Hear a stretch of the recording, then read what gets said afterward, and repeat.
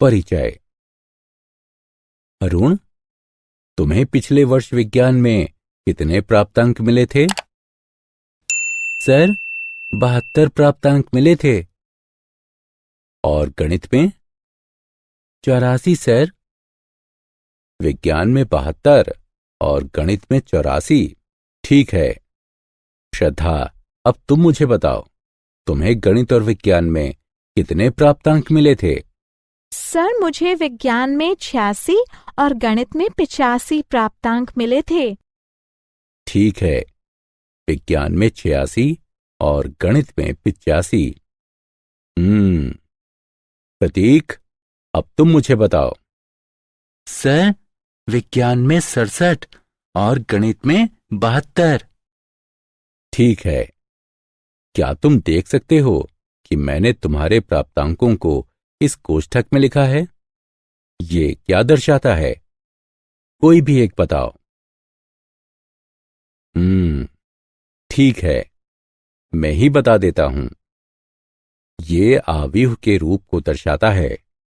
आज हम जानेंगे कि आव्यूह और उसकी संक्रियाएं क्या होती हैं। तो आओ शुरू करते हैं। उद्देश्य।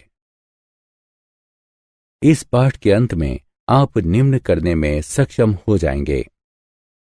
आव्यूह को परिभाषित करना, आव्यूह की कोटि की व्याख्या करना, विभिन्न प्रकार के आव्यूहों को लिखना, शून्य आव्यूह को परिभाषित करना, आव्यूह की समानता को समझना, आव्यूह के योग को समझना।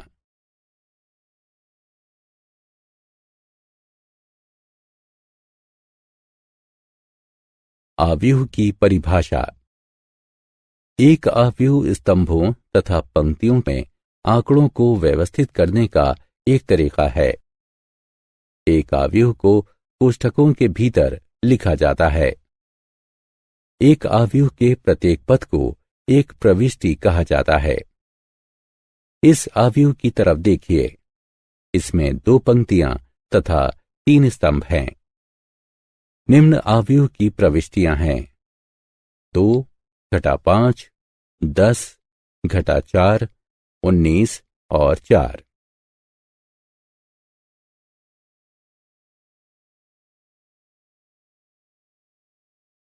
आव्यूह की कोटि। एक आव्यूह की कोटि एक दिए आव्यूह की पंक्तियों और स्तंभों की संख्या को दर्शाती है। संकेत से एक आव्यूह की कोटि पंक्तियों की संख्याओं गुणा स्तंभों की संख्याओं के द्वारा दी जाती है। यहां आप चिन्हांकित पंक्तियों तथा स्तंभों सहित उसी आव्यूह के 2 चित्रों को देख सकते हैं। इस आव्यूह की कोटि 2 गुणा 3 है, अर्थात 2 पंक्तियां गुणा 3 स्तंभ।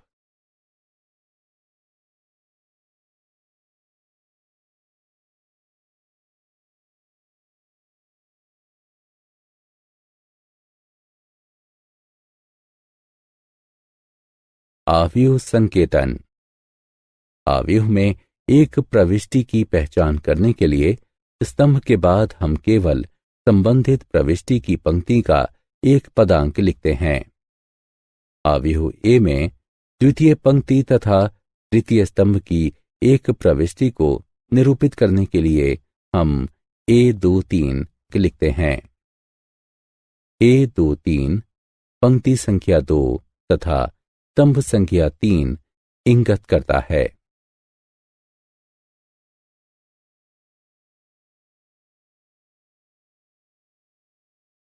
स्तंभ और पंक्ति आव्यूह।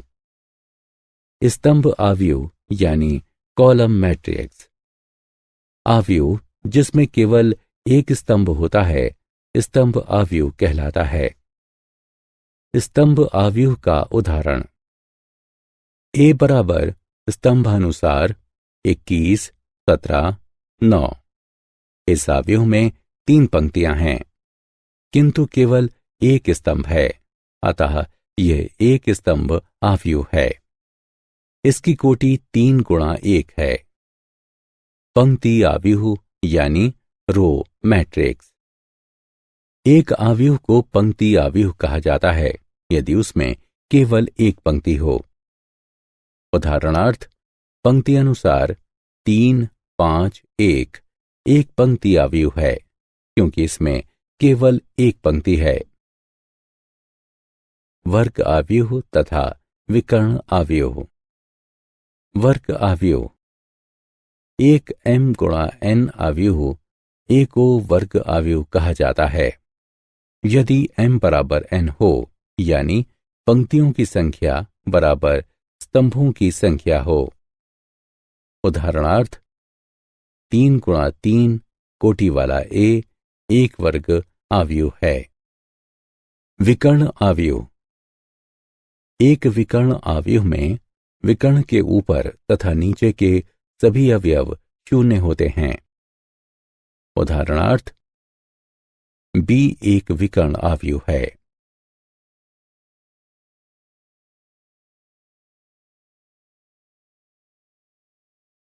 अदिश तथा तत्समक आव्यूह।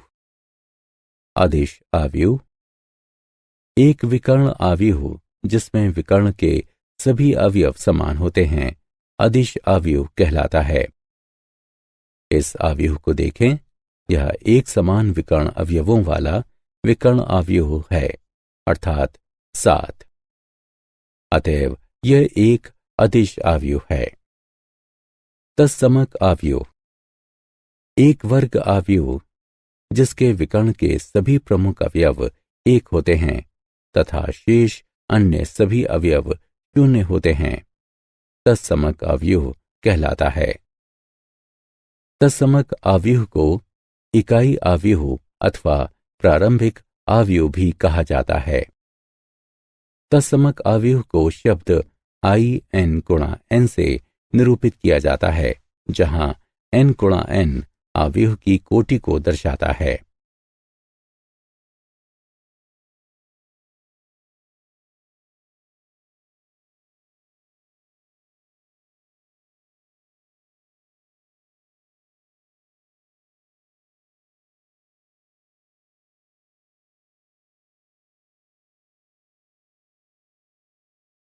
शून्य आव्यूह।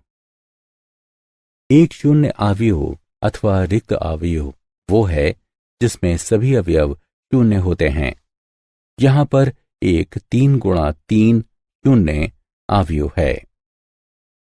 शून्य आव्यूह के 3 और उदाहरण इस प्रकार हैं। शून्य आव्यूह को शून्य से निरूपित किया जाता है।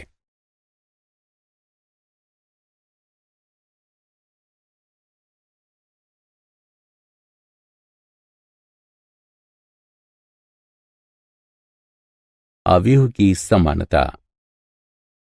दो आव्यूह एक समान होते हैं यदि उनकी कोटि समान हो तथा संगत अवयव समान हो।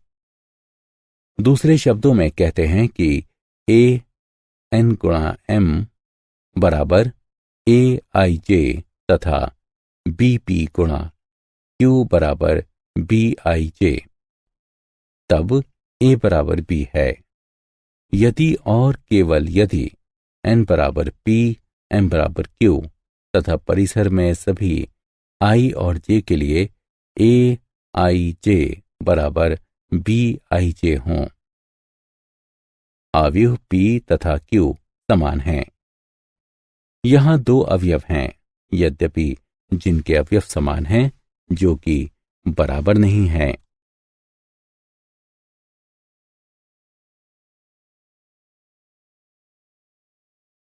समान आव्यूह के उदाहरण। दिया गया है कि निम्नलिखित आव्यूह समान हैं। x, y तथा z का मान ज्ञात कीजिए। दो आव्यूहों के लिए उनका परिमाण तथा आकार समान होना चाहिए तथा उन्हीं स्थानों पर वही मान होने चाहिए। यह हम कह सकते हैं a1 1 b1 1 के बराबर होना चाहिए, a1 2 b1 2 के बराबर होना चाहिए तथा इसी प्रकार आगे भी। अतएव संगत अवयवों को बराबर करके हम निम्न चरों को हल कर सकते हैं। x जमा 3 बराबर 6, x बराबर 3, y बराबर घटा 1, z घटा 3 बराबर 4, z बराबर 7।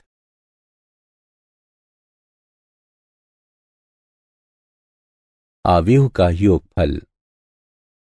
आव्यूह का योगफल सभी संगत प्रविष्टियों के योग द्वारा दो आव्यूहों को जोड़ने की संक्रिया है। दो आव्यूहों को जोड़ा जा सकता है यदि उनकी कोटियां समान हो, अर्थात उनके स्तंभों तथा पंक्तियों की संख्या समान हो। आइए इन आव्यूहों को जोड़ते हैं। हमें प्रविष्टियों के युग्मों को जोड़ना होता है तथा फिर अंतिम उत्तर के लिए सरलीकृत करना होता है। पंक्ति अनुसार पहली पंक्ति 0 1 2, दूसरी पंक्ति 9 8 7 जमा पंक्ति अनुसार पहली पंक्ति 6 5 4, दूसरी पंक्ति 3 4 5।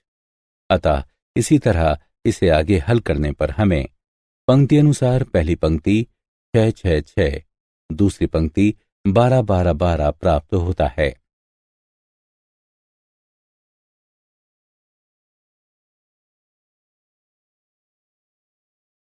क्या आप जानते हैं, यदि a तथा b समान कोटि के नहीं हों तब a जमा b परिभाषित नहीं है।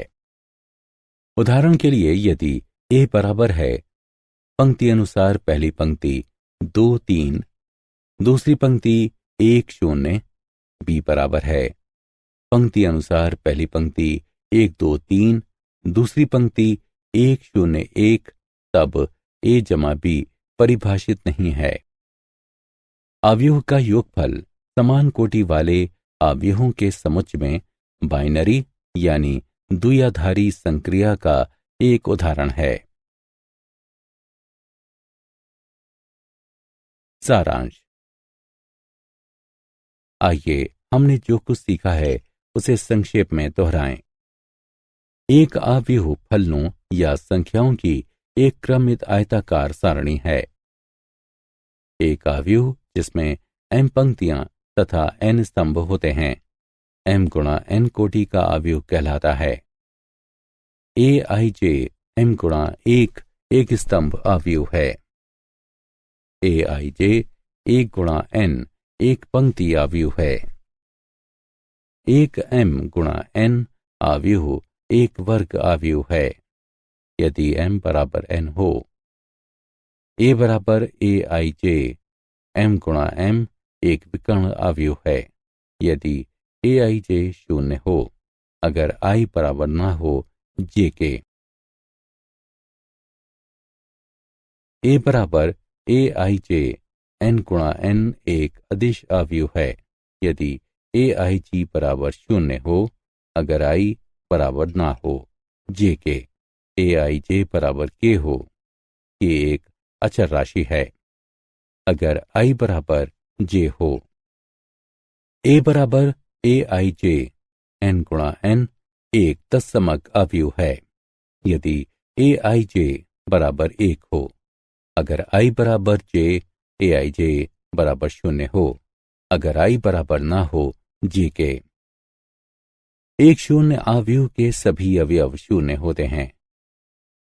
a बराबर aij बराबर bij बराबर b है यदि a तथा b समान कोटि के हों और i तथा j के सभी संभव मानों के लिए aij बराबर bij हो।